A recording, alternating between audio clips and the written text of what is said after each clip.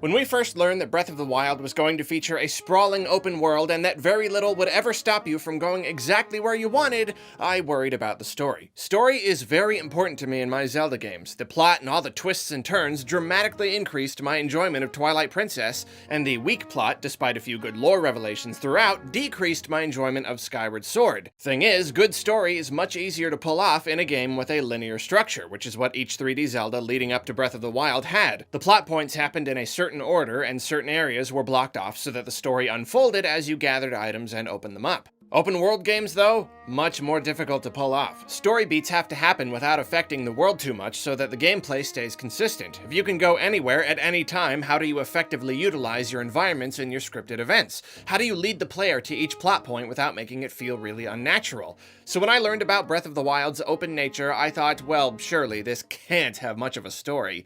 Then when I learned that you can cruise on up to Ganon at any time and that the only barrier is your own strength, I was like, well, that's it. There's clearly not going to be a plot at all if it has literally no bearing on beating the game. Then when I finally played it and saw how the story was handled, I was equal parts relieved and disappointed. Let's go over the good first, though. I will say that the formula the team came up with to tell their story was perfect. So much of the magic of the game comes from stepping out of that shrine with little more than a pair of pants and having no idea what's going on. From the very beginning, Breath of the Wild excels at passive storytelling. And while I don't mind being told a story actively, there's a certain charm and a sense of mystery that comes with being led to uncover things yourself. And in fact, this style helps complement the overall mood the game is going for. Take Metroid Prime, for example. When they're at their best, the Metroid games instill a sense of isolation in the player, and Prime is no exception. Samus is on this planet, its original inhabitants long gone. Apart from the native animals and her enemy, she's alone.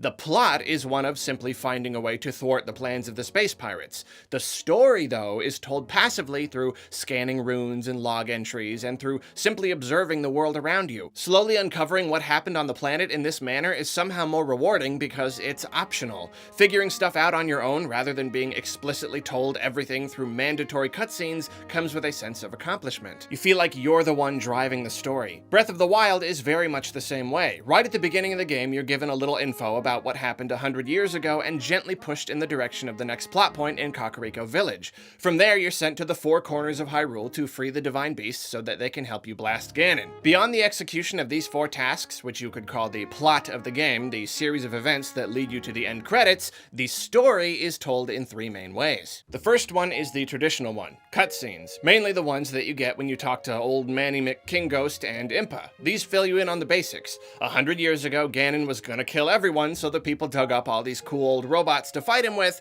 but then he turned all the robots against them, and Zelda had to trap the old mania in Hyrule Castle. Link was hurt at some point and put in a weirdo chamber with only his undies, and that's how stuff got started. These scripted bits are very few, mostly just at the start of the game when you talk to these characters, but they contain some flashes of very great awesomeness. Some of the shots of the Guardians destroying villages are just terrifying, very exciting stuff. But like I said, there aren't a lot of these, and as such, they leave a lot to be desired, but I'll come back to them later. The second way the game tells its story is the most passive. It's through the accounts told by the game's characters and through observation of the world, through talking to all the various NPCs and completing quests, and even looking at all the ruins and such scattered across the landscape, you start to further piece together what happened to Hyrule. One excellent example of this passive storytelling is finding the diaries of the princess and the king in Hyrule Castle, as these also offer character development. The third way is the most important, and it's something of a mix between the two other ways, tracking down Link's memories. First off, can I just say that I adored doing this. With a world so huge, trying to find specific spots based on the pictures someone gave me was loads of fun. Some of them required closely looking at the landscape to try and ascertain where they might have been taken. The real point is, though, this is a perfect way to tell a story in a huge open world. This is a terrific way for the player to take it in at their own pace, and it also gives them that sense of accomplishment I was talking about. You're not just told the story here, you earn it. These memories fill us in on what went down 100 years ago, and also act as something of a puzzle and a collectible. They are very naturally married to gameplay and to pure exploration. In broad terms, this all sets up what might just be the best story in Zelda history. For starters, this Ganon isn't your run-of-the-mill Ganon. He's given up on resurrection and reincarnation and has assumed a mindless, enraged spirit form. This might be the biggest Ganon development since he first turned into a giant pig. It's a unique and very fitting take on the villain, and I think it's incredibly cool. Then the idea that the people of Hyrule Hyrule dug up all these crazy robot things from a fight with Ganon thousands and thousands of years before. That's just great. The game gives a sense of history that we've never seen in any other Zelda game and really drives home the idea of a cyclical Zelda universe as established in Skyward Sword. In fact, it offers a pretty mind-blowing revelation. Up until now, every Zelda game has fit on one of the branches of the timeline, but this game references events from multiple timelines. That should be impossible, until you realize that this game could take place so far in the future that some of these events have repeated themselves, that in a land doomed to repeat a cycle of war for eternity over a long enough time, any number of events can by complete coincidence happen the exact same way.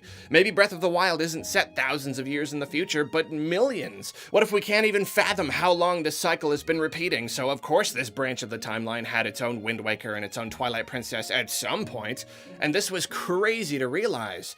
Then the whole idea that the world was all but destroyed by Ganon and now its people are basically living in the rubble, that what we're seeing is a ruined Hyrule that was once supremely glorious? That's incredible stuff. Breath of the Wild's story setup is refreshing, it's bold, it's exciting, it's thought-provoking, it's beautiful, it's more than I could ever ask for in a Zelda game. But here's where things start to fall apart. Despite having a perfect format for telling its story, and despite having a terrific foundation for a story, the overall story that Breath of the Wild ends up telling in the form of a plot is sorely lacking. The problem appears to be a lack of effort on the part of the dev team, whether because of a lack of ideas or simply a lack of time. These memory cutscenes, which are the lifeblood of the game's story, just don't tell us much of anything. They don't reveal any important details or show us any of the exciting events the game refers to constantly. Basically, they all just boil down to lightly touching on, again and again, the basic concept of Zelda and the Four Champions. They were hired to pilot the Divine Beasts, and Zelda's supposed to do something with her magic god powers or the Triforce or whatever to stop Ganon, but she can't figure out how to do it. Like, that's it. That's all these cutscenes ever say. One will be like, gee, Zelda's been praying up on the mountain a long time. I hope she could figure out how to use her powers. And another will be like, I don't know what to do. I don't know how to use my powers. And the next one will be like, yes, we have our Divine Beasts, but Zelda still needs to figure out how to use her powers. They all just involve the characters sitting around and talking to each other. There's no development, like ever. Breath of the Wild's story is all about living in the aftermath of a bunch of crazy stuff that went down, but it's a little too lazy to actually show you any of it. Any part of the greater story that can't be told through a group of people talking to each other has a slim chance of actually being shown to the player. I mean, look at one of the last memories you unlock. The whole game, we're told that Link suffered a mortal blow, which was why he had to be put in the regeneration chamber for 100 years. And I'm thinking, man, can you imagine the battle that could actually kill Link, like canonically kill Link? The blow must have come from Ganon himself. It must have been the most epic showdown in all of Zelda history. The whole time I'm just so intrigued by the idea. My imagination is running wild with it. Then it finally happens. I unlock a memory that shows me what really happened all those years ago. And the memory shows Link, already wounded, falling on the ground. Zelda saves him from some guardians with her powers, and this is actually some of the best we get from these memories. This is a little bit of action, but then that's it. Nothing of the fight that actually wounded him, and I guess it was just some guardian or other monster that did it. I don't know, maybe a bokoblin? Nothing about Zelda's eventual confrontation with Ganon, which is another thing I've been wondering about all this time. We don't even get to see the champions getting killed. I mean, not that I'm super into watching Zelda characters get killed, obviously, but that would have been some great cutscenage. Actually getting to see them all in action, fighting, doing what they've been talking about doing for the whole game, instead of just sitting around and having a chat. I'll swing back around to the story when it's time to go over the ending, but right now this is a perfect time to talk more about those characters. This is another huge missed opportunity. I've always felt that Zelda games didn't do enough to utilize its various races. I've always been fascinated by the Zora and the Gorons especially, and I've wanted them to have bigger roles to play. On the surface, Breath of the Wild is everything I've ever wanted. The races all have a real place in the world, and that's great. These champions were all chosen to represent their races because they're the baddest dudes around. They're awesome warriors, and their designs are really cool, and they're gonna pilot giant magical robots so they can fight Ganon? Like, holy cow, that's the coolest thing ever. We've got a Goron and a Zora and a Rito and a Gerudo, and they're this super tight team, and they're actual characters. But sadly, none of this is fully realized. Uneventful and borderline lazy cutscenes would have been easier to swallow if the writers had at least taken the opportunity to develop the game's characters, but they just didn't. Too often we're told about how awesome these champion guys are, but we're never shown, and that's storytelling 101. We never get to see them fight, or work as a team, or do anything with their divine beast beyond hitting the big red button to line up the shot at Ganon at the end. By the end of the game, they're still nothing more than these broad anime archetypes archetypes that you understand fully within the first 2 seconds of each one talking. And yes, the Champion's Ballad DLC does help a little, tiny little bit in this regard, but still not nearly enough. And plus, rounding out your characters is something that needs to be done in the main game. I'm not normally so critical when it comes to Zelda characters. The thing about Nintendo is that, at least from how it looks where I'm sitting, they don't seem to hire writers the same way that other companies do. They don't track down novelists and screenplay writers to help them develop their stories and characters and write dialogue.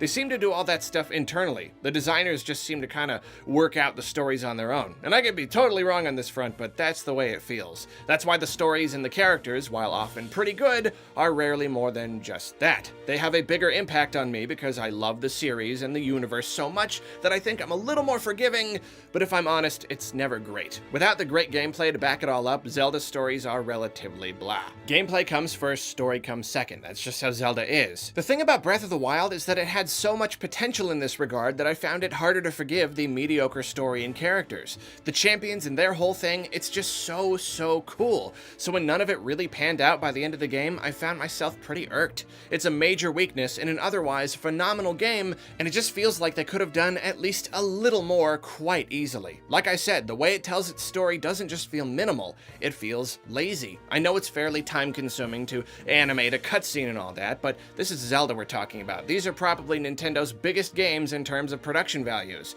Plus, I know a lot of the development time went into building the world and the physics, so the story probably came pretty late in the cycle, but the game was also delayed quite a bit so that it could land on Switch at launch. It's hard for me to believe that they couldn't have fit in a little more interesting story stuff in that time. I can't shake the feeling that they didn't do more because they didn't have to do more. They knew they had the biggest, best Zelda game ever on their hands, so well, what did the story matter? Again, I could be wrong, but that's how it feels sometimes. To the game's credit, not all is completely lost in the character department. While we don't see enough of her for her character to really develop per se, I do like this game's take on Princess Zelda. We've seen her bounce back and forth between younger and more lively and older and more serious, but this one's fairly unique. She's an older teen / young adult, and she's very science-minded. Her father keeps pressuring her to wake up her powers, since many feel this is the only way they can possibly beat Ganon, but since she can't seem to get the hang of it, she wants to spend most of her time studying the Guardians and the Sheikah Slate. In fact, this rare presence of the King of Hyrule is much of what gives her her character. So far, we've only ever seen the king in Wind Waker, and this time around, he's actually like, you know, Zelda's dad, the king and the princess. He sort of had the same role in Skyward Sword, but he was hardly a king at that point, really more of a mayor or something. Like less of a king and more just Zelda's dad. But this feels like a new dynamic, and the conflict it causes drives her character. Because of all this, she's definitely a highlight in a game that otherwise doesn't do much work to establish or develop its characters. I also really like how they handled Link this time around. As a character, he's still a big hunk of nothing, as I'm sure he'll always be, and hey, I'm fine with that. But I like that his origins are different here. We aren't with Link as he wakes up in a small village somewhere, and we don't lead him to his destiny to be the great hero of Hyrule. He already is the hero. This Link has a history with the other characters. He was actually a trained knight working for the royal family. This not only gives us an actual reason for him being so good at fighting already, but it also enables a lot of unique character interactions. The main characters know him already, so there's less of that, oh, you're wearing green clothes, you must be the hero, that's been done to death by now. And really, just the fact that he has a background makes him feel like more of a real person. I don't mind Link being the voiceless avatar, but it's just nice that they did something different with him in this game. They made him a little more real. Before we move on, I do want to mention the voice acting. I technically should have put this in the part of my review on sound design, but I think I'd like to talk about it here while I'm going over the game's characterization. As you know, this was the first Zelda game with voice acting beyond a few words shouted by fairies, stuff like that. And now that we've experienced it, I think I can officially say Zelda does not need voice acting. It did absolutely nothing for the game. I will be fair though, part of the problem is that this was a half-hearted effort. Only the major cutscenes are voice acted, and the entire rest of the game is done with the usual text. It's not a crime or anything for a game to feature voice acting and supplement it with text, but in this case there's little enough of it that I fail to see the point, and in fact the transition from one to the other often feels a little jarring, almost like it was added as an afterthought. It also doesn't help that the mouths weren't reanimated to fit the English dialogue, and that none of the voice work is particularly good. I mean, none of it's terrible, but it's dripping with cheese for the most part. Very silly and not very well fitting. It's one of those things where it's like, if you're gonna do it, do it right. Try to get actors for most, if not all, of the dialogue. Yeah, I know that idea is pretty daunting, but it's another one of those things that other big studios do all the time. And work really hard to get some top-notch actors while you're at it. Another thing that's tricky, but can be done. People do it. Otherwise, just don't bother. And again, for the record, I'm still fine with them not bothering. I've never felt that Zelda needed voice acting, and bad voice acting messes up the feel of games often enough that I think I'd just rather not even take the risk with my Zeldas. They're too important to me. So, now that we've done it, we've seen how it works. If Nintendo wants to put this little experiment behind them in the future, I'll be perfectly fine with that. Their call though, I guess. So now we come to the low point of a section of this review that's already been pretty darn critical. That ending. It's bad, folks. Real bad. I had heard from multiple sources that it was bad, and even with low expectations, it still managed to disappoint me. But let's go at it from the beginning. You climb Hyrule Castle and find this big Ganon monster in a weird cocoon, which I actually thought was really weird and surprising and cool. He comes out, and it's an actual boss battle, which is great because the rest of the game doesn't really have a lot of good boss battles, which is something we'll touch on later. After this is the obligatory final form section that's pretty much series standard at this point. It's a trope, but you know what? It's a trope I like. A lot of people didn't like this section because it's kind of shoehorned in there, and there's no real challenge to it. You just ride around popping off arrows, and there's like no chance he can ever hit you with his big zappy attack. It's purely for show, just to give you one last exciting little cinematic thing right at the end of the game. And it's totally silly, but I like that. I was gonna be pretty disappointed if the first form was the only one, so I enjoyed the whole light arrow thing, especially with the extra cool slash silly move right at the end where you fly up on the gust from the fire and hit him right in the head. It's just fun. But it's what comes next that I have a serious problem with, because what comes next is the worst possible thing they could have put at the end of the biggest, coolest Zelda game ever. Nothing. Okay, before we really get into this, first, let me tell you a little story. It's called The Ending of Ocarina of Time, the first 3D Zelda game ever on hardware that's super old now, way back when developers were used to spending a lot less time and money on their games. Link beats Ganon, and the sages seal him in the Dark Realm. The job done, Zelda then returns Link to his own time so that he can live his full life. After that, we're treated to one of those end credit sequences where the camera just sort of pans around the game's locations. A relatively cheap method, I'll admit, but an effective one as it reminds us of all the different stages of our journey.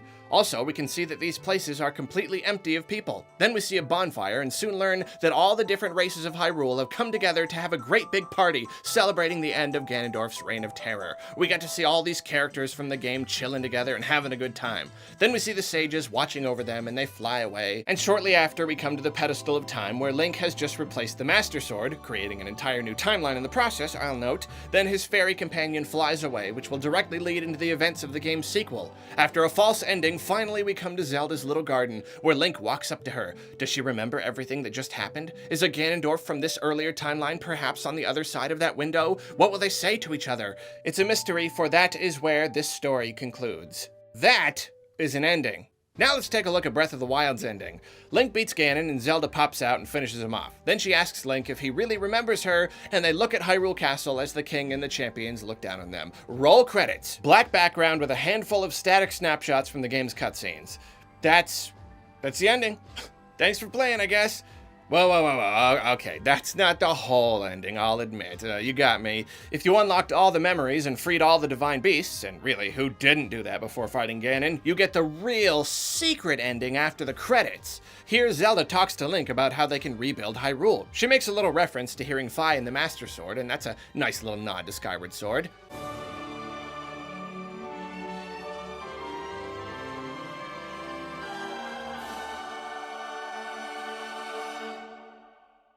You've got to be kidding me. I can't even necessarily call Breath of the Wild's ending bad. Bad suggests a certain lack of quality in something, but how can something be bad if it doesn't exist?